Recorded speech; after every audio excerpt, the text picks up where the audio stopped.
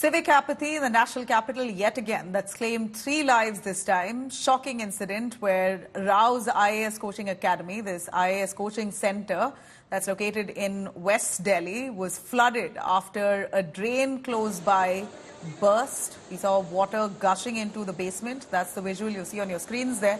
Dramatic footage showing how people were trying to almost escape from the basement area.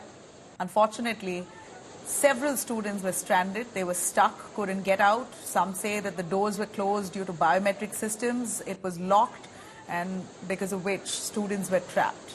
3 of them have died, 2 women and 1 boy, whose bodies were retrieved late last night after relentless efforts by rescue teams to save them.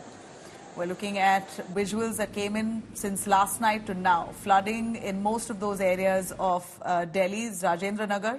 The deceased has been identified as 28-year-old Nevin Dalwin, who hails from Kerala, 25-year-old Shreya Yadav, who hails from UP, and 25-year-old Tanya Soni, who hails from Telangana. 14 other students have also been rescued. Unfortunately, 3 of them died. Students have intensified protests now right outside the coaching institute demanding justice. In fact, many of them claim that the coaching institute isn't being clear about the number of students that may have died. They believe that there are more students who are trapped, but they're still unsure as to where they are. Their whereabouts is still unclear. So students demanding that the owner of that coaching center, Abhishek Gupta, confirm how many students were trapped, how many died. They also want the civic body, the commissioner of the DMC, to be present at the spot there and take stock of the situation on his own.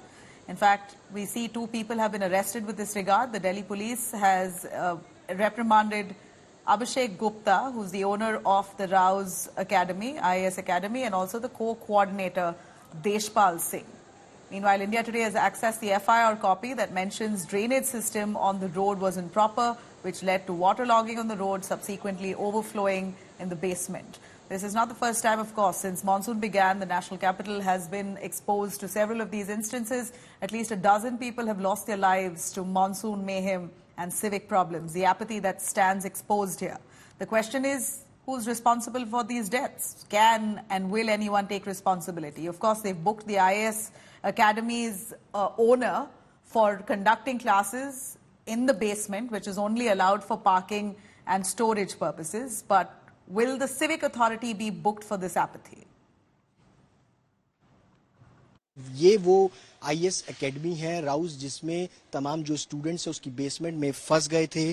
दरअसल ये उसके पीछे की service line है। सामने की तरफ अगर आप देखेंगे तो मेन रोड है, लेकिन ये पीछे का पूरा हिस्सा है जहां पर पानी जो है वो तेजी के साथ बढ़ा और उसके बाद बेसमेंट में लगातार बढ़ता चला गया। तस्वीरें अगर आप देखेंगे, यहाँ पर जनरेटर सेट है, तमाम जो यहाँ पर सामान था वो पूरा तरीके से उथल पुथल हुआ है। और सबसे बड़ी बात यह है कि इस पूरी बिल्डिंग में जहाँ ये पूरा इंस्टीट्यूट चलाया जा रहा था, उस इंस्टीट्यूट की बैक साइड की ये पूरी वॉल जो है, मैं अपने कैमरा पर्सन से कहूंगा कि वो ये दिखाएं कि सर्विस रोड पर ये पूरी जो वॉल है वो पूरी तरीके से बंद है। कोई एग्जिट गेट जो है वो यहाँ पर बनाया नहीं गया है, जिसके चलते अगर कोई बड़ा हादसा होता तो यहाँ पर बच्चे बाहर निकल सकते।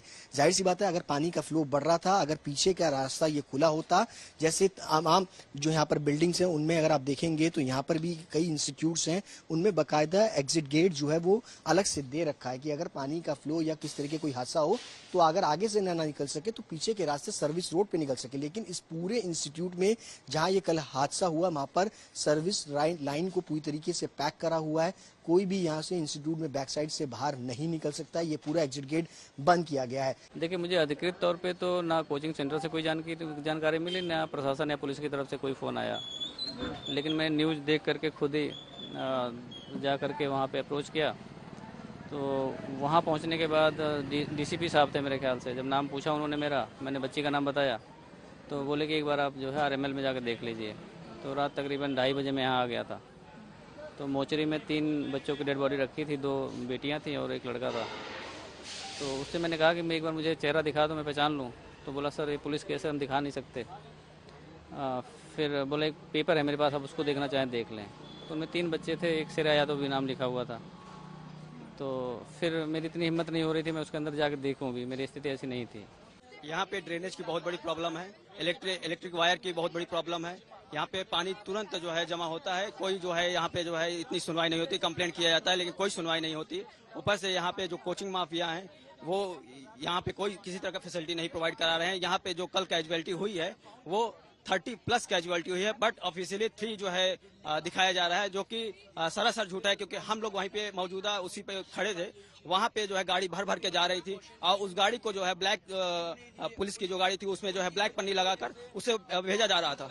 बिजली विभाग का यहाँ पर कोई इतना खास कोऑपरेशन नहीं है। आप वहाँ से लेके अंदर बिल्कुल मेन गोल चक्कर तक जाएंगे या आगे तक भी जाएंगे वाटर टैंक तक, तो आप देखेंगे वहाँ पे मल्टीपल पोल्स, वहाँ पे नंगी तारे हैं और बंच में है, हेविली डेंस्ड वायर्ड एरिया है ये। और यहाँ पे खुली तारें पानी में तैर रही होती है या मेटल के गेट के साथ अटैच्ड होती है, तो इसका खामियाजा हम भुगत रहे हैं। ये सारी चीजें तो सुपरफिशियल लोगों को दिखती नहीं है जब तक इतने बड़े कांड नहीं हो जाते। ऑलमोस्ट सारे इंस्टीट्यूट्स का यही हाल है।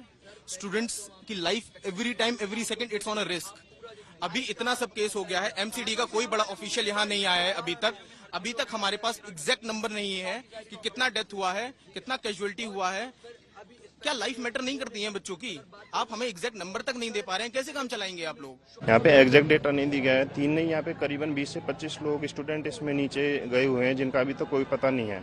और सबसे बड़ी चीज, उनके घर वालों को पता नहीं इन्फॉर्म किया है या नहीं किया है। राव IAS का कोचिंग जो भी ऑफिशियल है, जो भी हेड है, उसने आके अभी तक कोई ऑफिशियल स्टेटमेंट नहीं दिया इसके रिगार्डिंग कि क्या करना है, हमें क्या स्टेप लेना है। MCD यहाँ पे कोई इतना अच्छा रोल प्ले नहीं कर रही है कुछ भी। कोई भी गवर्नमेंट है, जो गवर्नमेंट है वो भी यहाँ पे आई है गवर्नमेंट, उसने भी अभी तक किसी बच्चे से आके किसी तरह से, यहाँ स्टूडेंट है जो कि अभी धरना प्रदर्शन पे बैठे हुए हैं, उनसे आके कोई बात नहीं की है।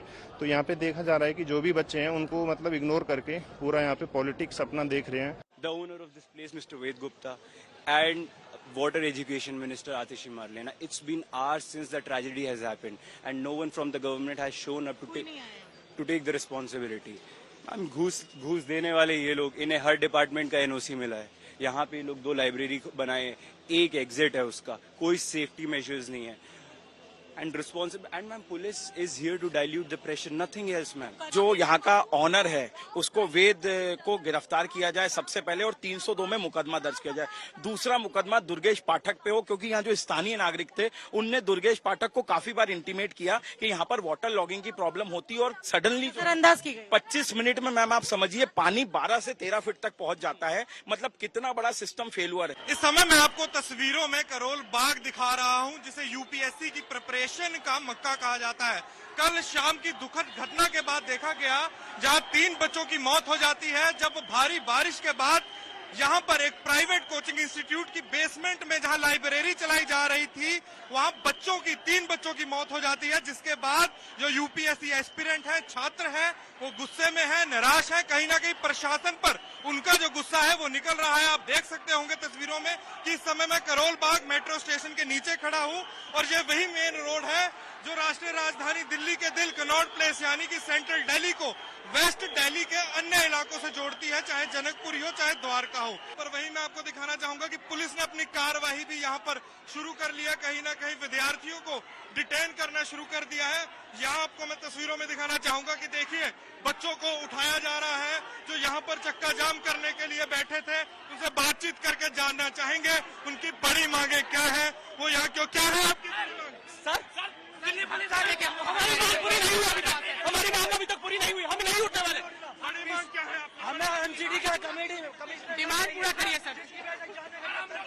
पीसफुली प्रोटेस्ट कर रहे हैं, दिल्ली पुलिस नहीं करने दे रही। We have right under article 19।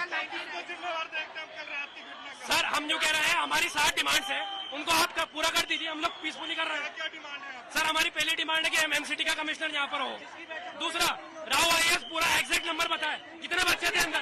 Sir देखिए सर इतना बड़ा अगर अपराध कर रहा है तो गोली चलवा दीजिए ना, लाठीचार्ज क्यों कर रहे हैं, गोली चलवा दीजिए। वही समय की आप तस्वीरें देख रहे हैं करोल बाग से कि यहाँ क्या हालात हो रखे हैं। बच्चों को डिटेन चोरी करने आए, मर रहे हैं, उसकी भी आवाज उठाने की कोशिश कर रहे हैं, वो भी नहीं उठाने दी जा रही है। घुसा के पहले घुसा के मारा जा रहा है। बेसमेंट में 4 साल से वैसे लाइब्रेरी चल रही थी, कोई नहीं बोलने आया। सबके पास बार बार FIR जा रही है, बार बार बिल्डिंग नेशनल कमीशन। तो आप देख सकते हैं यहाँ पे क्या कहना चाहेंगे? देख सकते हैं कि यहाँ पर बच्चों को डिटेन करना शुरू कर दिया है दिल्ली पुलिस ने। वहीं मैं आपको तस्वीरों में भी दिखाना चाहूंगा ये मैंने देखिए, बच्चों में गुस्सा है, बच्चों में उबाल आ गया, बच्चों में गुस्सा। देखिए आप तस्वीरें, बच्चे हूटिंग कर रहे हैं, स्लोगनरिंग कर रहे हैं, तो आप यही से समझ गए होंगे कि बच्चे किस तरीके से नाराज हैं।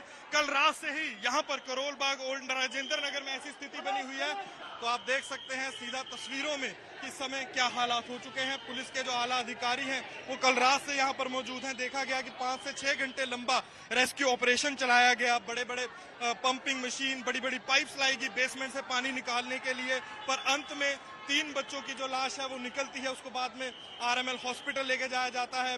अलग अलग राज्यों के बच्चे हैं, एक तेलंगाना का है, एक उत्तर प्रदेश का है, केरला का है। पर इसी बीच बड़ा सवाल ये कि इस हादसे का जिम्मेवार कौन है? इस हादसे का जिम्मेवार जहां विद्यार्थी जो लाखों रुपया खर्च करके UPSC की कोचिंग करते हैं, अपने जवानी के कीमती पल लगाते हैं देश का भविष्य बनने के लिए, पर अब बड़ा सवाल ये कि उनकी जान की कीमत क्या है। कैमरामैन अजय सिन्हा के साथ अनमोल बाली की दिल्ली से report.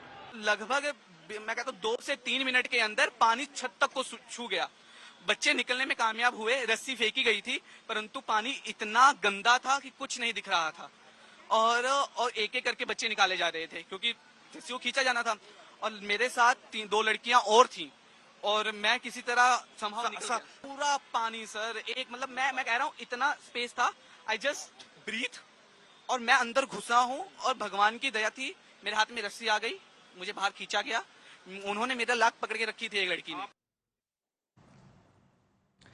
Now, this recent tragedy at the IAS coaching center in Delhi has really revealed the glaring lapses. In fact, the entire area has been waterlogged, and the situation still persists. Even as I speak, as rains continue in Delhi, situation is dire. But the question here is, why were the civic authorities not attentive enough and ensure these areas are monsoon ready? We know that these are situations that will arise, and you expect the MCD to carry out desilting of the drains and ensure periodic checks. Doesn't seem like any of that was done, leaving the entire area vulnerable. In this densely populated area, non-existent drainage system allowed waist-deep water to flood roads and eventually that basement. The coaching center's blatant disregard for safety regulations has also come to light. The basement, which only had permission for storage, was illegally converted into a library. Probe is now on, while the Delhi police is grappling with conflicting theories as to what led to that kind of water gushing into the basement area. One theory suggests that a steel gate which was shut failed as the water force was such that it pushed open the gates. The other says that the gates were open to let a car out and therefore the water came in, engulfing the entire basement. Whatever the theory is, it's been catastrophic. Many students were trapped. 3 of them have lost their lives.